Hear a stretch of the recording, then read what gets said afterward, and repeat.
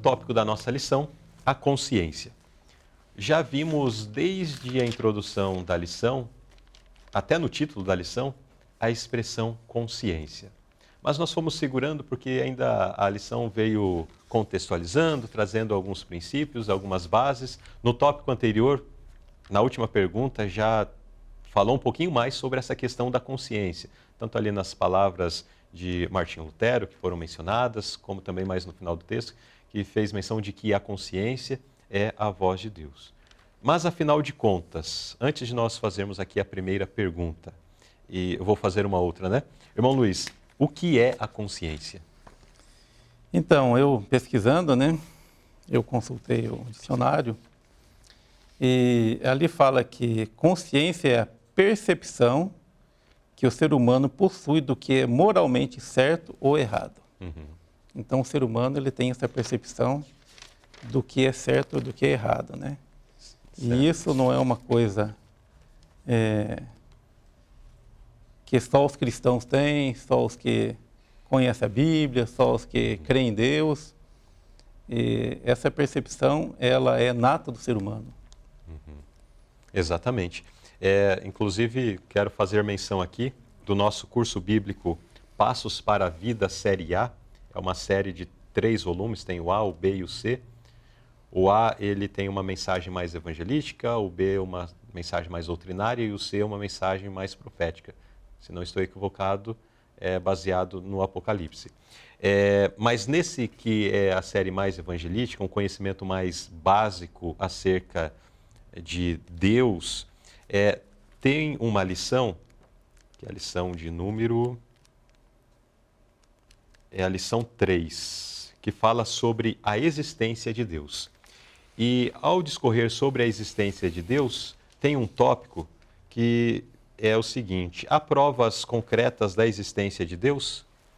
Daí apresenta algumas questões. Fala sobre a questão da biogênese, que vida só se origina a partir de vida. Fala sobre a Eva mitocondrial, que através de estudos se comprova que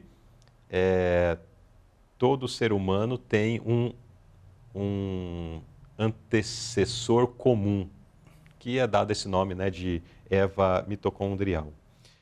E também é apresentado a consciência humana como uma das provas que existe da existência de Deus.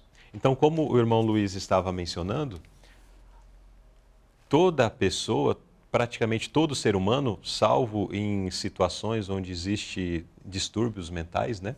Mas de forma geral, a humanidade, seja, aqui até apresenta, né? Tem uma parte que diz assim: sejam os grupos humanos considerados civilizados, quanto grupos isolados, aborígenes, todos eles têm, ou pode-se comprovar facilmente, a existência de um código moral de ética que controla as ações e julga atitudes individuais e coletivas. É a consciência que Deus colocou no coração dos seres humanos. Então, não importa se é cristão, não importa se é de alguma outra grande vertente religiosa, ou se tem um entendimento do que é certo, do que é errado. Essa consciência humana, né, é uma das provas que nós temos da existência de Deus. Não tem como isso ser fruto do acaso, né? E está dentro de nós. Agora vamos então à pergunta A deste tópico, que nos diz assim: podemos confiar sempre em nossa consciência? Não podemos, porque aqui fala que tem consciência que está contaminada. Como eu falei lá no início, né? Um pequeno detalhe dentro da nossa mente, que o inimigo tem acesso, ele contamina todo o resto. Sim. Então, quando vem uma questão, muitas pessoas dizem: minha consciência não me condena.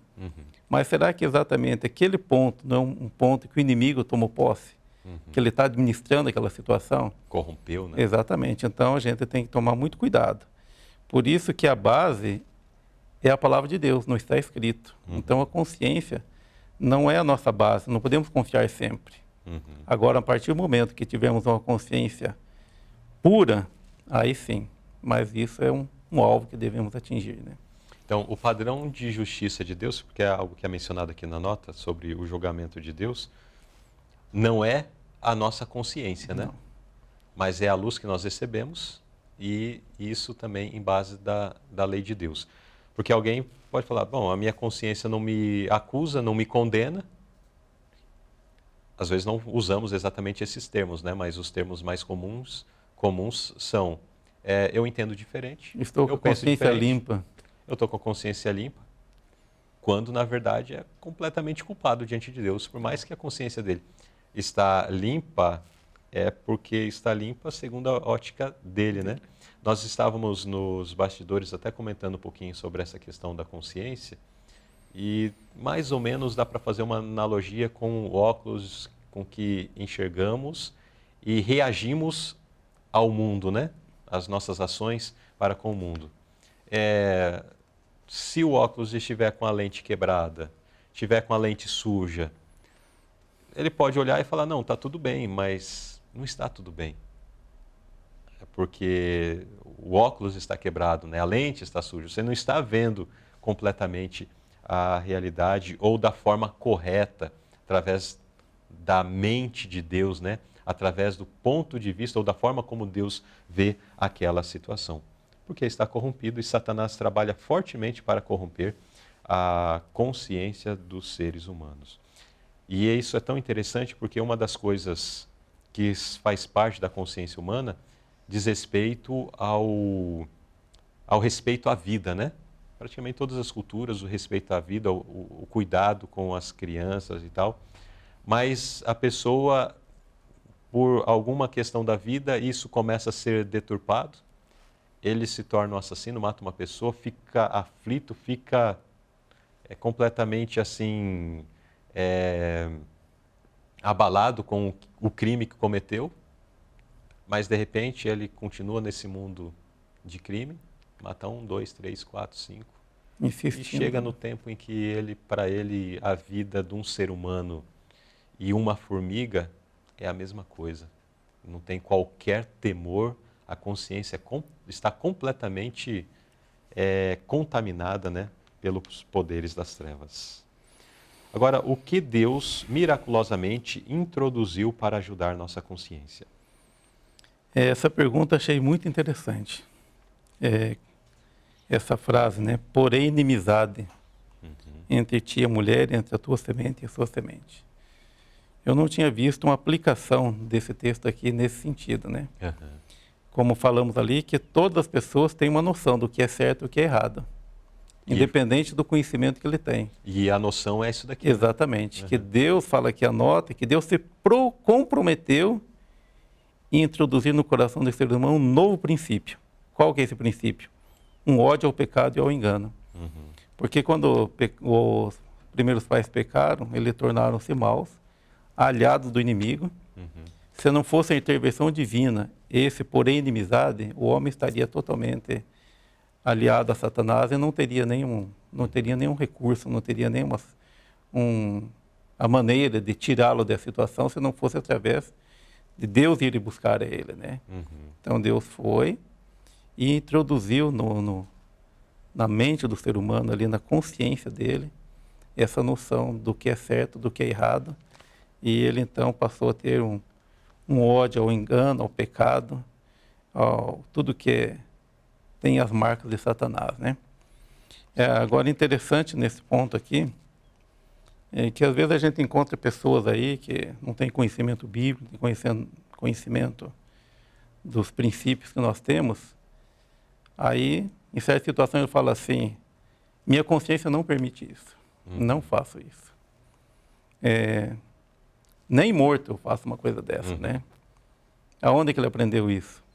Foi aquele semente que Deus pôs lá no seu coração sobre o que é certo e o que é errado, essa inimizade contra Satanás, e ele foi desenvolvendo essa inimizade, né? Através da orientação paterna, dos pais, de amigos, né? De leituras boas, né? De bons exemplos que ele viu na sua vida, ele foi tornando uma pessoa com a consciência mais sensível, mais refinada, né? Enquanto que outros podem fazer o contrário, né?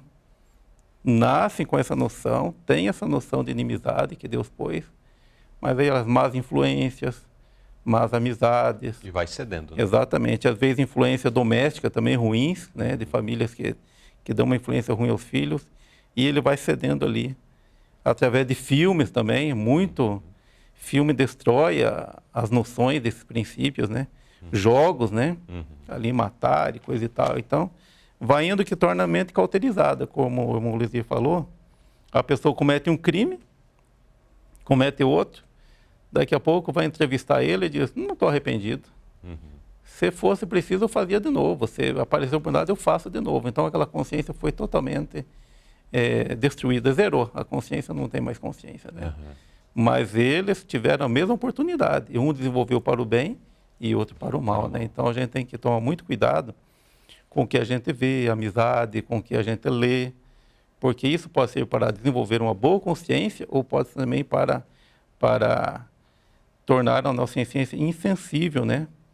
Coisas também que, como falou na nota anterior, às vezes você diz, mas isso não é bem assim, eu creio que não é assim, Deus não leva em conta isso. Às vezes é porque você acalmou sua consciência, né? Cauterizou ela, você negou, rejeitou a instrução do Espírito Santo, e agora então é um perigo muito grande, né? Certo.